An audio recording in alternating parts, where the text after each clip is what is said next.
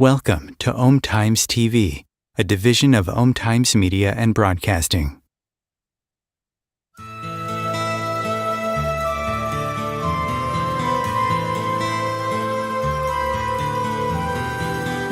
Welcome to What is Going Om, for new thought from the edge of Om. Each week on Om Times' flagship radio show, veteran broadcaster, author, and media consultant Sandie Sedgbeer conducts thought-provoking interviews with inspirational authors, artists, musicians, scientists, speakers, and filmmakers who are working at the point where spirituality and science meet consciousness at the very edge of Om. Here is your host, Sandie Sedgbeer. Hello. Anxiety, depression, and substance abuse issues have soared dramatically with the advent of COVID-19, and those with alcohol and drug addictions have been especially impacted. Anxiety has become its own pandemic these past 3 years, affecting people in many insidious ways, from overeating and mindless scrolling to excessive online spending, and even cryptocurrency addiction, which is a new twist on the old problem of gambling. Well, with me today to share a powerful, holistic pathway to moving beyond the constraints of addictions and negative habits is teacher, author, Chi Gong expert, meditation and recovery expert as well, Stephen Washington, whose book, Recovering You, Soul Care and Mindful Movement for Overcoming Addiction, offers a really practical lifeline to anyone, addicted or not, who feels they've become disconnected from their best self. Stephen Washington, welcome. Thank you so much, Sandie. Lovely to be here. Great to see you again. You too. Stephen, long before you became a renowned Qigong meditation and recovery teacher and speaker, you had a long career as a contemporary dancer, performing on Broadway and in touring productions of Disney's The Lion King. But despite your success, you weren't happy. In fact, your entire life was a bit of a mess at that time, and you had a drink and drugs habit right up to the age of 29. Do you know what were the underlying issues that fueled your destructive behavior? Oh, very good question. Thank you, Sandy, for asking it. Well, I think addiction is a very complicated thing, right? There are many layers, it's multifaceted. And I think for me, what what contributed to my struggles with alcohol and drugs and addiction in general was a combination of undealt with trauma. Um, Also, in my family, there's a long line of alcoholism and drug addiction. And and also I think for me, just being a very sensitive person, and the world quite easily overwhelmed me. And I turned to substances as a way to self-soothe and to self-regulate. I didn't know that that was what I was doing at the time, but when I look back at it all, it's very clear to me. And it worked for me for a very long time until it didn't work anymore. So, was there a particular final straw moment or experience that made you determined to quit? Hmm. I feel as though when I look back at the last day that I drank a little over 20 years ago, it was like any other day. I think the night before I'd been partying, I'd been clubbing. I may have even, um, I'm sure I did some drugs as well. I may have even,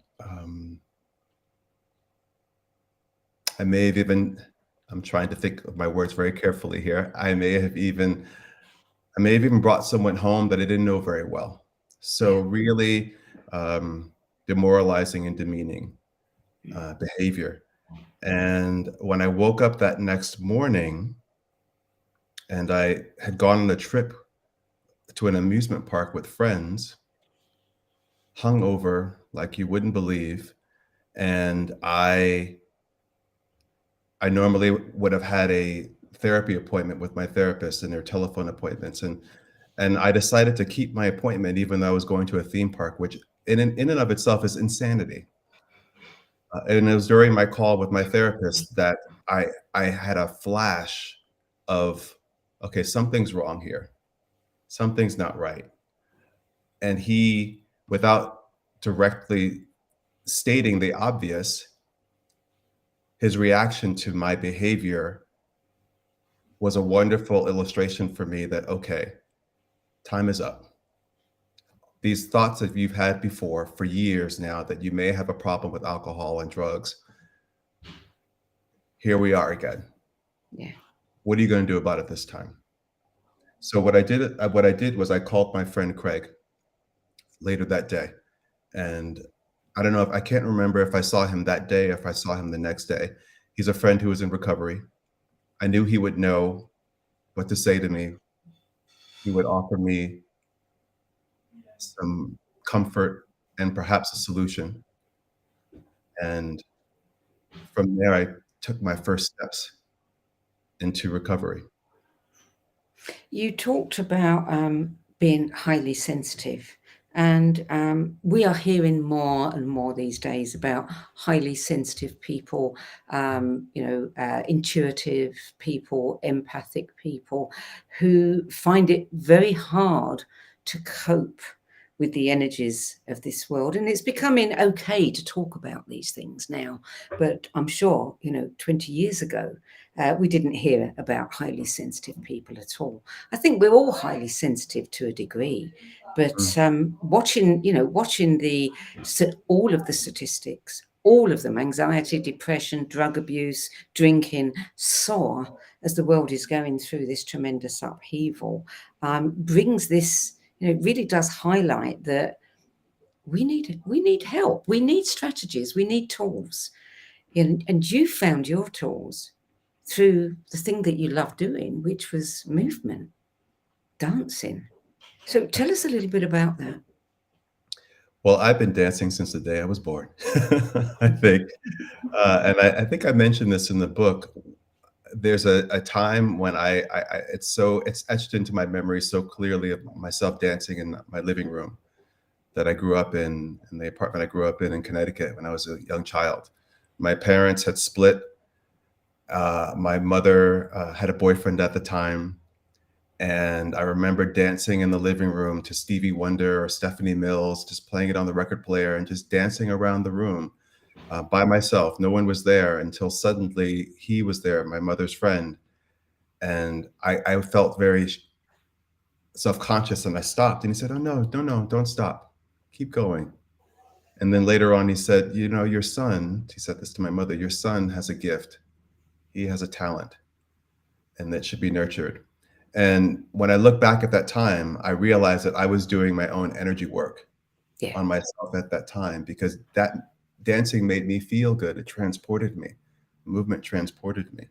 And then later on in my teens, when I started training as a dancer, it really became a lifeline for me because it was tough being a teenager in Connecticut, studying the arts, being the only boy studying the arts, studying dance. Um, Also having a deeper sense of the way the world views people of color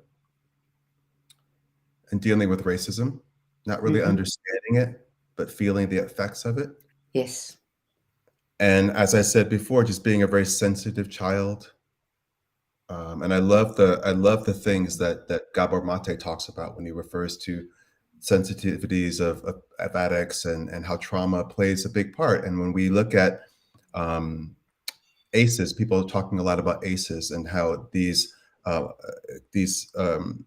adverse childhood experiences, and the list is long. When you look at what the list is in terms of what those experiences could be, and how any of those things on that list could be traumatic, it can, or and can have a negative impact on a person, and the effects can come down the road much further in life. And addiction is one of those effects, one of those byproducts of Yeah. that unresolved, untreated trauma.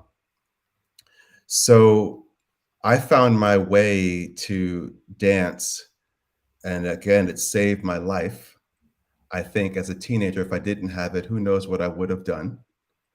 Eventually, it did. It led me to New York City to become a modern dancer, and then I eventually landed on Broadway doing The Lion King, and and it was a wonderful time, and it was an incredibly stressful time as well, Mm. and and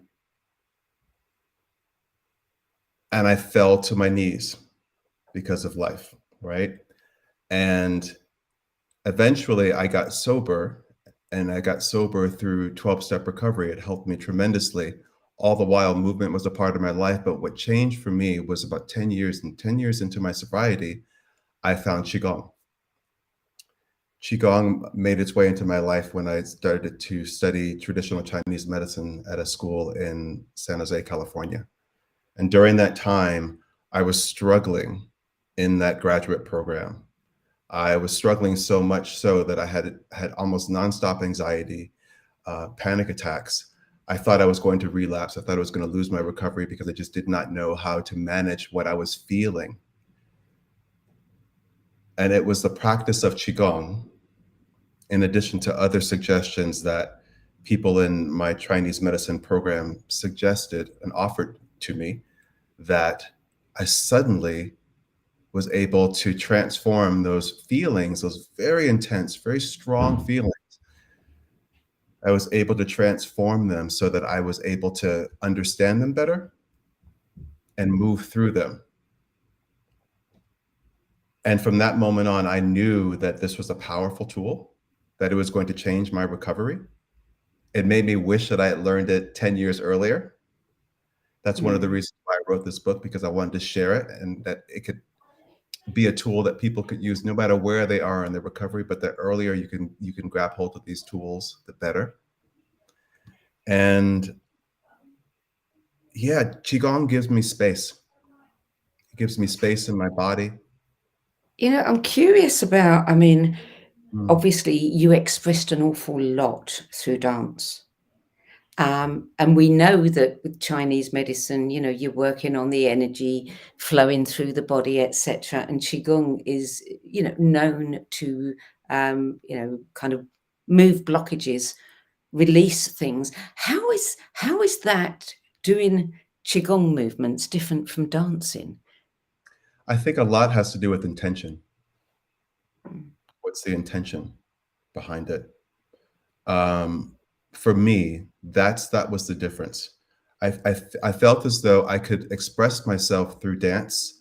I could certainly do all the things that help my body to turn on, like the release of certain hormones that feel good in the body for sure. But there's something about connecting movement with breath and focused intention.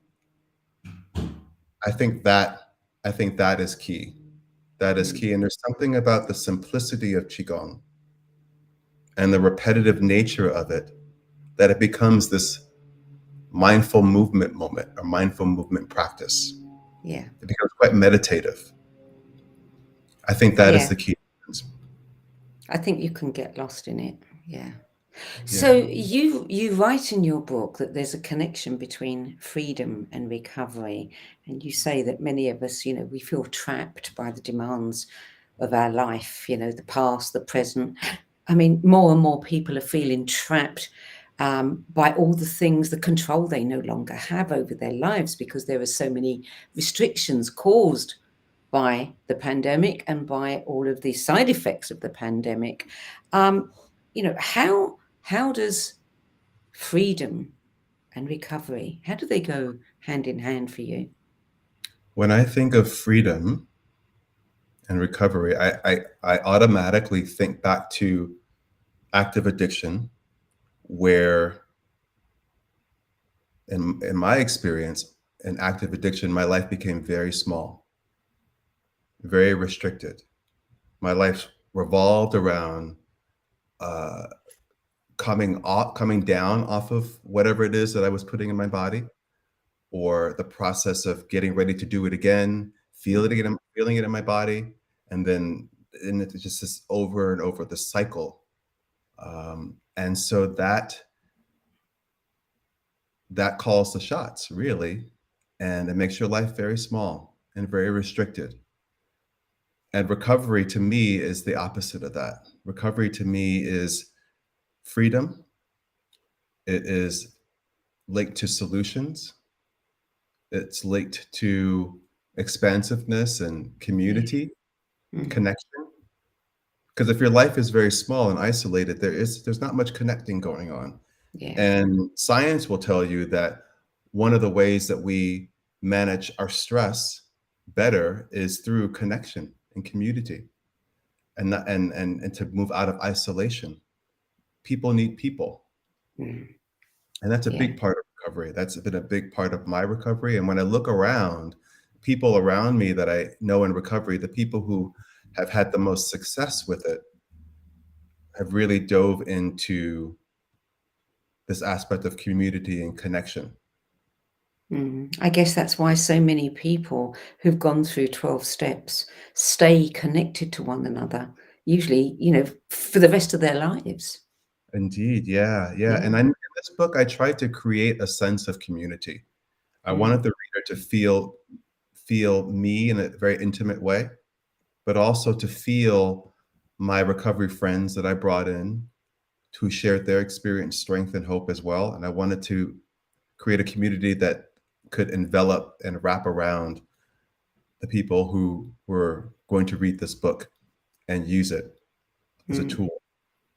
There have been many books written on addiction and recovery. What do you think yours adds, to what's out there that, what does yours have that others don't? Well, it's a very good question. Thank you for asking that. I have to admit, I haven't read every recovery book that's out there, but I've read a few. What I know is that there are very few that offer movement as a tool, particularly Qigong. There's a few that offer yoga, and I think yoga is a wonderful mindful movement practice as well. Uh, One thing that makes my book unique as well is that it's so much of it is my story. Mm. Yeah, what it was like, what happened, and what it's like now, and how the tools that I offer that I've gathered over the years have helped me and have helped other people. So that's what makes it very special. And also, I think writing is a very important tool, journal writing. Self inquiry is a very important tool that's helped me in my recovery, and there's a lot of it in the book. It's Mm. important that we take time to self reflect and put pen to paper because amazing things happen when we do. It does amazing things for the brain, for the mind. It calms us down and it helps us to gain insight and clarity.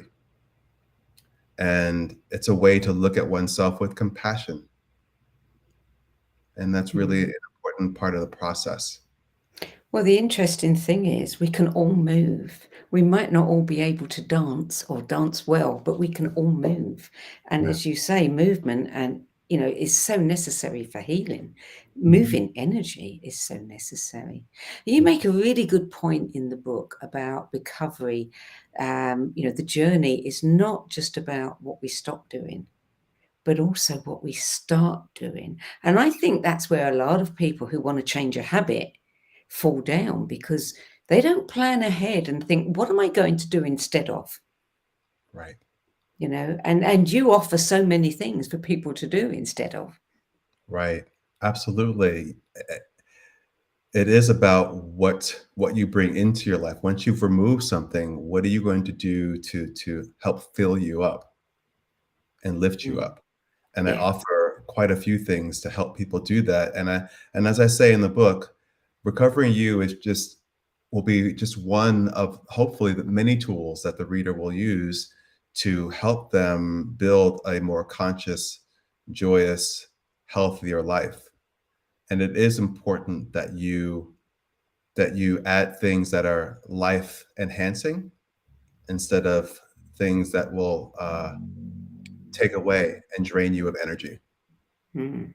I think it's important to point out the book is not just about recovery from addiction. I mean, this is for anybody, isn't it? Anybody who's got habits that they want to leave behind, who feel stuck, who feel less than, who feel shame. I mean, you talk about all of the different aspects that come with healing, and shame is something that every single one of us has experienced. I don't think we leave this planet without experiencing it. And I think for people who've had addiction issues, they have an even bigger load of it.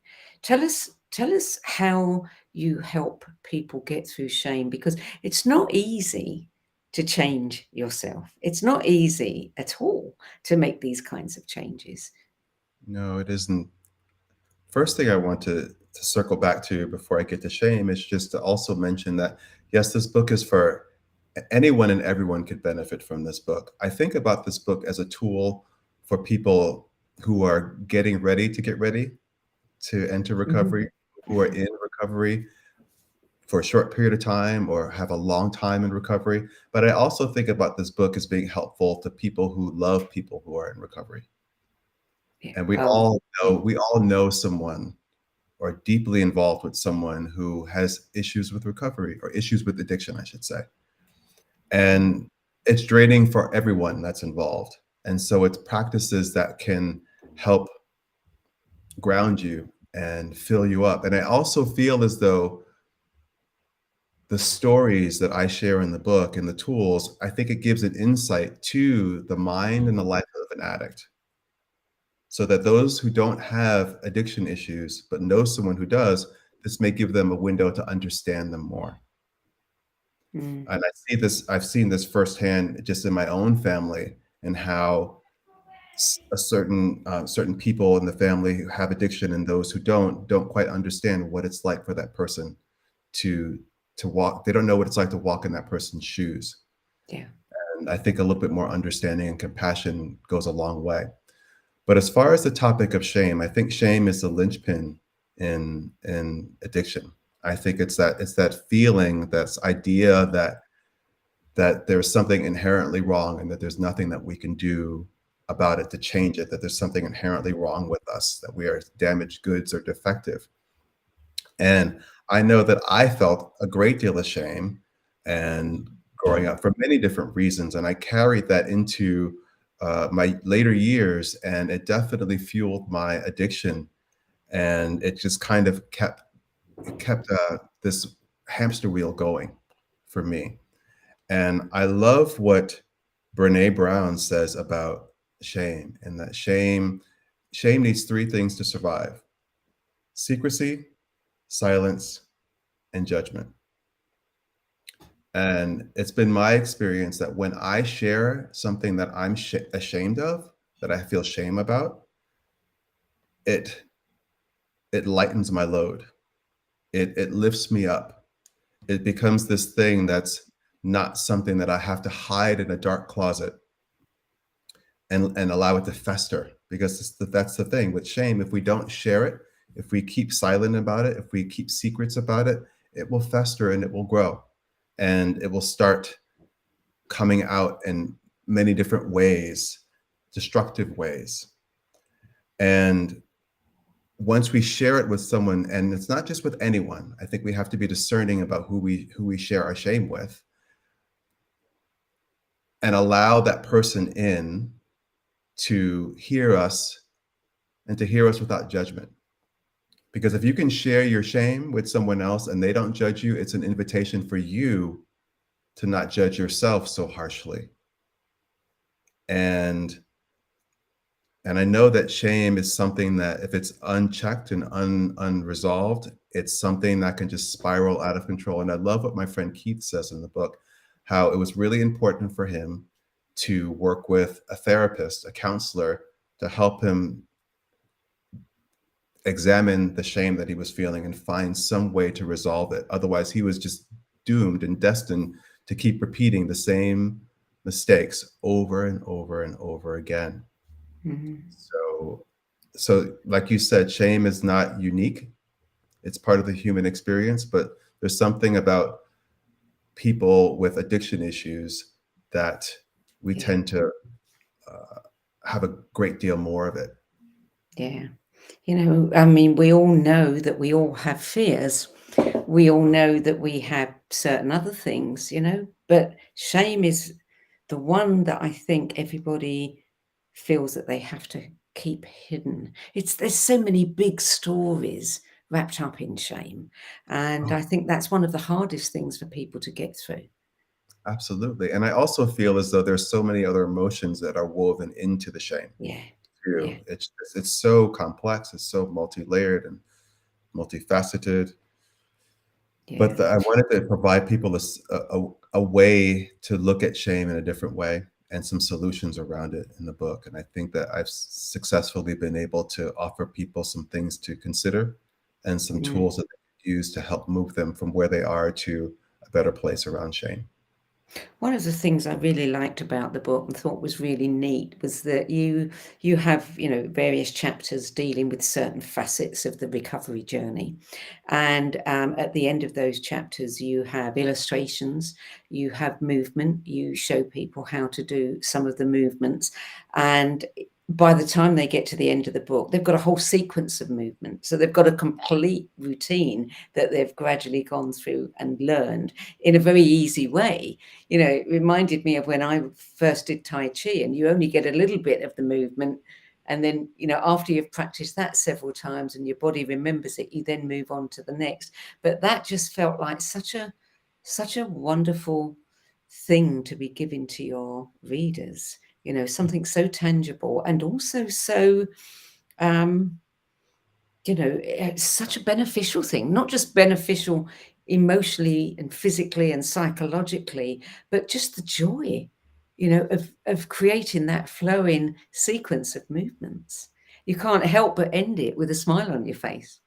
Oh, that's great. Thank you for saying that.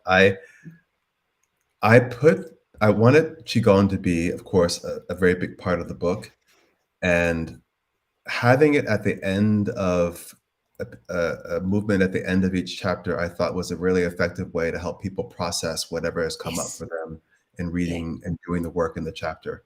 And it makes me think of just that time that I spent in Chinese medicine school when I was going through so much and was feeling such big feelings and did not know how to skillfully manage my emotions. When I started to practice Chi Gong, it helped me to manage my emotions better and gain insights and listen to my intuition and feel more present in the moment and more accepting of what is in the moment. And it helped me to not look at the past and stare at it and have regret, or not look to the future and stare at it and develop some story or fear around it. So the movement was absolutely the medicine for me. And I wanted to provide people the medicine as well. And I'm so grateful for my friend, Aaron Posanti, who is the illustrator that I used in the book. Aaron and I go back a long way. When I was studying in New York to be a Pilates instructor, we were both working at the same studio and in New York City. And she's evolved away from Pilates and has gone back to school. And she's just an amazing artist. And I saw her work online, and I just thought, wow, look at her, look at Erin. Oh my goodness, this is amazing. And then when Georgia from New World Library asked me if I wanted to write a book, and I thought that this would be a good topic for the book, I immediately thought of Erin. And I knew that she would add something very special to this because she too was a dancer. She too understands the body and the movement of the body and the spirit that comes out through movement. So I love what she was able to do, and I tried to be as clear as possible through the illustrations, through the written instructions as well, and then also the helpful hints that I have at the end, just for little things for people to think about when they're doing the movement and going on this somatic journey or experience for themselves. Well, I love the fact that the illustrations look like you. So we can see that it's you giving Yeah. us, that. And the other thing I like about it, is I cannot stand workbooks. I mean, I know they work for many people, but I'm out of there the minute I'm asked to do things. But that is something I can do. That is something I would enjoy doing. And I think, I asked you earlier, what does your book have that others don't? I think right there, you've given people something that immediately, you're not talking at them. They've got something very tangible that they can practice that is going to immediately make a difference in the way they feel. And Right. and that, I think, is a USP, a really good USP for the book. Oh. We're going to take a short break now, Stephen. We'll be back in a few minutes, so don't go away. Om Times TV. Imagine becoming a super influencer. Reinvent yourself, invest in your brand, and then manifest your success with a robust spheric approach. Om Times Media and Broadcasting offers a unique and multifaceted way to become the spiritual and conscious influencer you deserve to be by putting your message across our powerful platform with its proven record of integrity and excellence. Through our produced shows, Om Times offers the opportunity to become a social media TV personality, a radio show host, an Om Times magazine columnist, and a syndicated podcaster, all in one shot.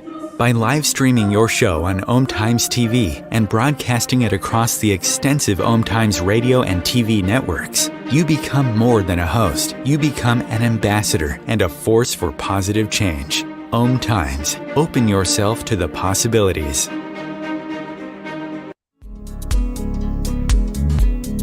Hello, I'm Sandie Sedgbeer, host of Om Times' flagship radio show, What Is Going On? And as an author, editor and 13 times book judge who's read thousands of books and interviewed hundreds of authors, I'm constantly asked what's really worth reading and what's not. So I created the No BS Spiritual Book Club to help you save time and money by picking the brains of discerning names who have walked this path before you.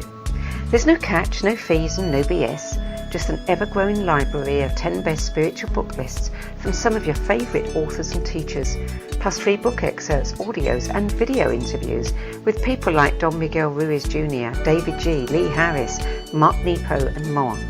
From well-known classics to hidden gems you've never heard of, it's the only no BS guide to the best spiritual books to enlighten your journey of self-discovery.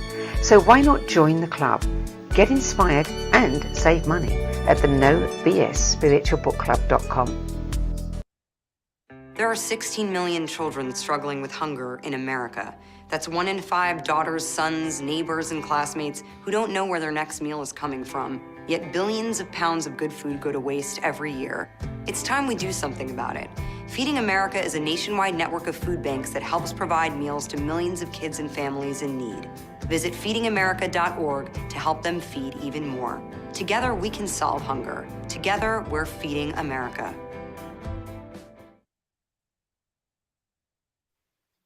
Welcome back.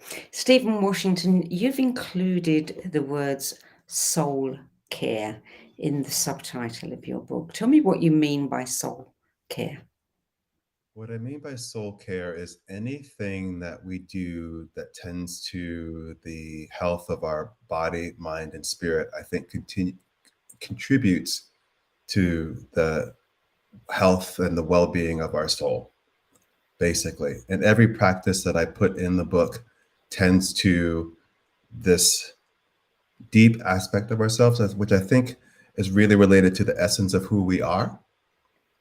And I think through the experience of addiction, we move away from that really deep self-identifying part of ourselves, and we lose a part of ourselves. So I felt like it was important to create practices that not only tend to the body, but just tend to your emotions and your spirit and just everything, because they're all connected. They can't be separated. And we want each aspect of ourselves to be as healthy and as vibrant and as alive as possible. What sort of practices do you recommend people engage in, for soul care? I think it's different things do different things for different people. But for myself, one of the things that helps me tend to my soul is taking time each day to think about what I'm grateful for. That's been a really big part of my soul care, so that I look at life with a sense of optimism rather than pessimism. And I think that tends to be something that, as a person with addiction issues, that tends to be a tricky thing. I think for me, what I also do is spend time in nature. That helps me to tend to my deep part of myself, my soul. And also just taking time to move my body, like I show in the book, helps me to connect to not only my physical body, but also the subtler energies of my body, like my emotions and my thoughts. And it gives me time and space to be with that and check in with my own energy. That's the thing. And I think this applies to everyone, whether you are dealing with addiction or not. There's so much happening in the world. There's so much happening in life. There's so many things that pull our time and our attention and our energy. It's important to call back your energy and connect to yourself and investigate how you're feeling in the moment, what's important to you, what your needs are, and to consider, what are you going to do to have those needs met and to meet those needs that you have. So I think all of that is part of soul care and self-care. It's something we run away from a lot, isn't it? I mean, it's not just addicts, people who are workaholics. Well, that's an addiction as well, I suppose. We don't want to face ourselves. We don't want to look inside. We don't want to see what's there. So that is a real big one for Absolutely. people. I think Yeah. about how this modern age, how we all are walking around with smartphones. And so we're constantly connected to some sort of machine that can reach across the globe in an instant, and that's constantly pulling for our attention and our energy. And then you add social media on top of it. That is such a way to distract yourself. And I love all the studies that have been done about how social media and our smartphones affect us on a physiological level, and how it affects the brain, and how it's important to to have a certain level of balance with it, because Yeah. it can take over, and it can also uh, you can treat it like you would a drink. You can treat it like you would a cigarette or a drug or whatever it is. It is a more insidious, addiction, isn't it? I watch the young people around me, and I think they never have any time for reflection, for inner reflection, because this thing is always, you know, Yes, every 2 seconds, and it's interrupting anything else that they're doing all the time. It's, yes. yeah, yeah. Tell me about breath prayers. And you Mm. say that they can help us build faith and trust. How so? Oh, I love breath prayers. Breath prayers, and for people who don't know what breath prayers are, it's just this practice of combining the physiological act of breathing with intention. And it simply can be done in a way that you think about something that you want to cultivate in your life, and you can just think of one word, and as you inhale, just think about drawing more of that in. And then as you exhale, think about releasing anything that stands in the way of you receiving that. Like oftentimes I have a breath prayer of needing more peace in my life. So I'll inhale peace, and I'll exhale fear or worry. And it's a process that allows us to slow down, get still, get quiet, connect to the breath, shift out of that fight, flight, or freeze state, and create a bit more balance by activating the parasympathetic nervous system. And it also introduces just a level of optimism about life, about the moment. And also, it invites us to have faith and to trust that whatever it is that you need in this moment is available to you. And it's this process and this practice of just sitting with that in a really simple way. And I wanted to incorporate that in the book because it's helped me tremendously. It's helped me tremendously, and it's a simple way of prayer, and it's great for anyone, whether you believe in God or don't believe in God, or I mean that's a tricky situation in and of itself, and I talk about that in the book.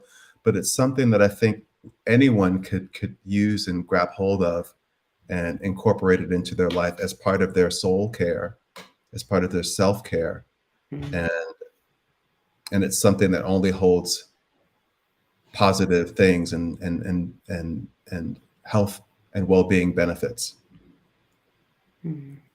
You said that you found two abiding truisms through doing this work. One, that recovery is an ongoing process, and the other is that we need structure and community. Mhm. Say a bit more about those two. Recovery is an ongoing process for sure. I like I said before, I've been in recovery for 20 years now, and it feels as though it's gone by in a blink of an eye. And it's something that I have to continue to work at and continue to feed and to nourish. It's like I think of my recovery as a garden. If you don't water your garden, if you don't provide the plants with fertilizer and sunlight and care, it will wither away and die. So absolutely, it's just something that's ongoing. And also, there's a need for me in my recovery to be flexible and not be rigid, because life is fluid, life is ongoing, and things come and go, and it's important for me to be resilient.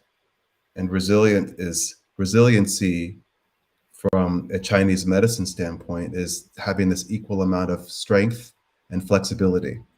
If we're too rigid, we break. If we're flexible, we're able to move with change and move with the ever-changing tides of life.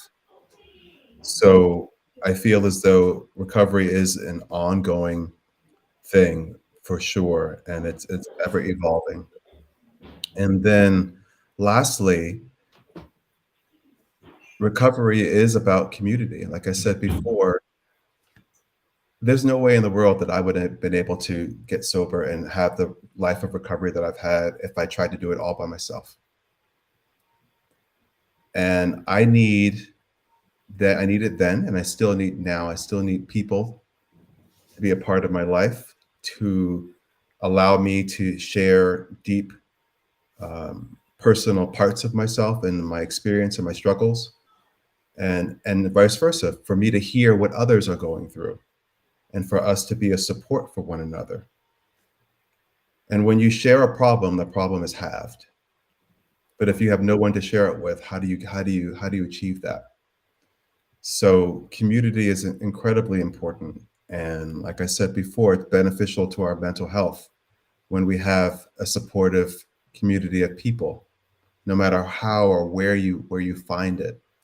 And I love what my friend Ileana in the book shares about her experience with community, and how social support was really important for her, and how just having this tribe of women that they met with every single month to just talk about what's happening in their day, in and out of recovery, how that's nourished her.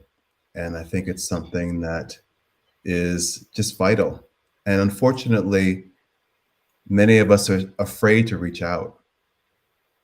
We're afraid to reach out because we think that, again, linking back to shame, that there's just something inherently wrong with us. And why would anybody want to spend time with me? Why would anybody love me? Yeah. Why would anybody listen to me? And that's just stories that we tell ourselves. And unfortunately, in some people's lives, there might be some people who don't want to spend time with them, who don't have the space within themselves to be empathetic and compassionate. But not everyone is like that. And I just wanted to provide people with that truth so that they try to find that and create that for themselves.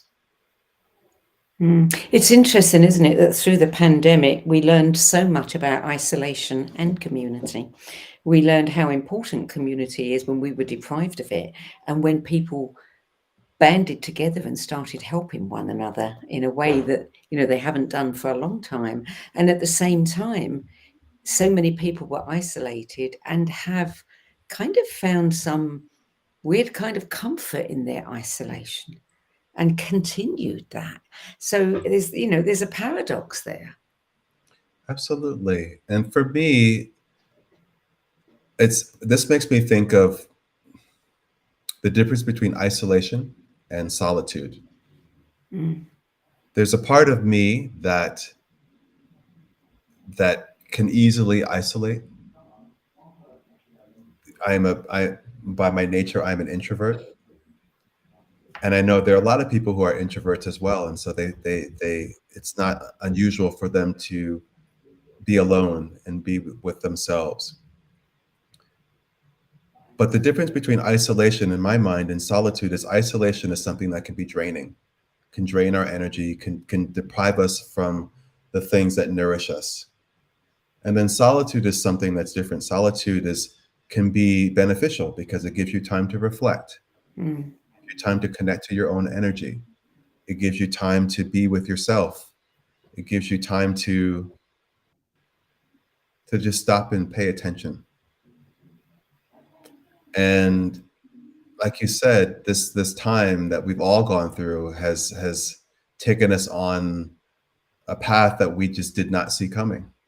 And I know that many people suffered during the last few years with the isolation that the pandemic brought. But I do know that a lot of people also saw it as an opportunity for change and growth as well, and are making changes in their lives that they probably wouldn't have made had they not had that experience. Yeah. Yeah. Now, you did not write this book as a 12-step book. And one doesn't need any experience with the 12 steps to, get benefit from this book. But you say that the positive impact and the influence of the 12 steps are woven into the DNA of you, really, what you do, how you teach, how you live your life. Tell me a bit more about that, because the 12 steps program isn't something that's as prevalent in the UK as it is in America. So I know very little about it other than what people tell me. How important has it been for you? It's been very important for me. I have gone through the 12 steps multiple times in my 20 years, and I've done it with several different sponsors, people who have been like mentors for me and have guided me through the 12 steps. And I've had the opportunity also to lead other people through that process as well, which is a beautiful experience to have. It's something that for me provided me with a certain amount of structure. And I know that I need structure in my life. And going through the 12 steps gave me a certain amount of structure. It gave me a blueprint for how to live life in a healthy, balanced way.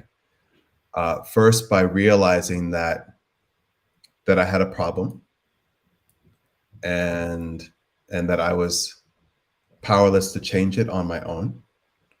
And it led me to seek out help from a higher power, develop a relationship with a higher power, and seek out help from that higher power. And then it also encouraged me to stop and look within and do a self-inventory, look at situations in my life that have caused me great difficulty and challenges, and to look at it in a very fair and objective way and look at what's my part and what part belongs to someone else, to share that with another person, from that to pull from that and see, well, what are some character defects that I might have, certain characteristics about me that kind of creates some of these issues or problems that I've been having. Because that's the thing, when you do step work, you see patterns. And without taking the time to slow down and put pen to paper and take an inventory, you don't see the patterns of behavior and some of your thoughts and beliefs. And then you go and you admit where you've been at fault, and you try to make amends to others, taking responsibility, so accountability. And then you, on a daily basis, you check in and make sure that you're still working on this balanced path, and that you're not falling to the right or the left. And then lastly, just being of service, taking it out into the world and being of service and helping others to achieve the thing that you've managed to achieve, which is sobriety, which is health and well-being and balance. And that even if you have one day of sobriety or recovery, you know more, or you have more experience, and you can help someone who has less than a day, because you know how to make it through a day. Yeah. So that ethos is woven through the book without me trying to teach people the steps or take people through the steps, because I don't think it's necessary. I think that the steps are incredible, and maybe some people who read this book, who've never experienced anything 12-step related, might be curious about it and do their own research about it. But for me being the person that felt like I came into this world without the manual of how to live life, felt like I was always running around trying to figure out, oh my God, well, they look like they know what they're doing and they look fine. And why am I suffering? Why am I going crazy? The steps made me, gave me a pathway, a blueprint, like I said. That's been very useful and helpful. Writing a book is it's a very self-reflective process, you know, especially when you're writing about yourself and your own life journey. And it's a lengthy process, and you know, people talk about it as like, you know, gestating, giving birth, etc., for very good reasons. During that process of writing this book, did you find things, you know, epiphanies, ahas, things occurring to you, things that you were suddenly realizing about your own life and yourself and the journey that you've had? You know, were there any surprises for you that the process of writing brought up? Oh my goodness, so much. It was such a process. And at times I felt like I was a pink cloud. I felt very discouraged and felt like, I don't know if I can do this. Sometimes I would question what right that I have to teach this and share this. Who am I? Mm. I don't have a million letters behind my name that makes me an authority to talk about this. And I kept going back to the truth, which is, Stephen, you have your experience, strength, and hope. Yeah. And that's enough. And then that's also a good starting point. And there's so much more. And it was just a wonderful experience of chopping wood, carrying water, chopping wood, carrying water, just doing the work, letting go of the results, trusting that I was brought to this moment for a reason. And that it was very important for me to share this, with others and not just keep it to myself.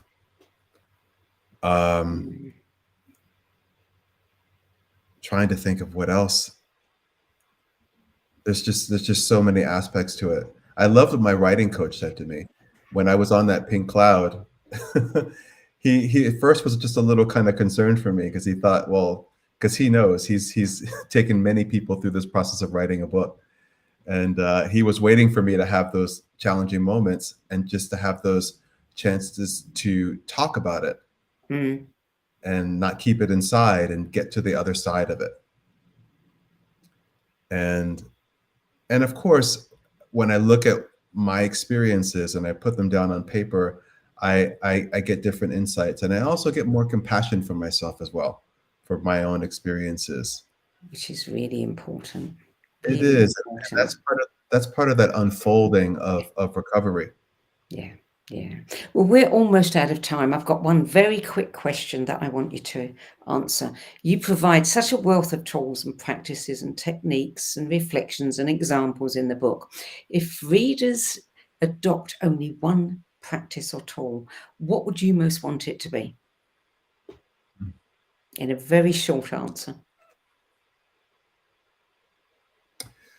Wow, the first thing I think is breathing with awareness. It's something that we all do. We do it countless times per day, but very few of us do it well. And there's so much that can be gained by paying attention to your breath and breathing deeply. We're going to have to leave this, Stephen, I'm afraid, because we're going to get cut off otherwise. It's been an absolute delight to talk with you today. Thank you so much for joining us. Thank you so much for having me. You're welcome. Recovering You,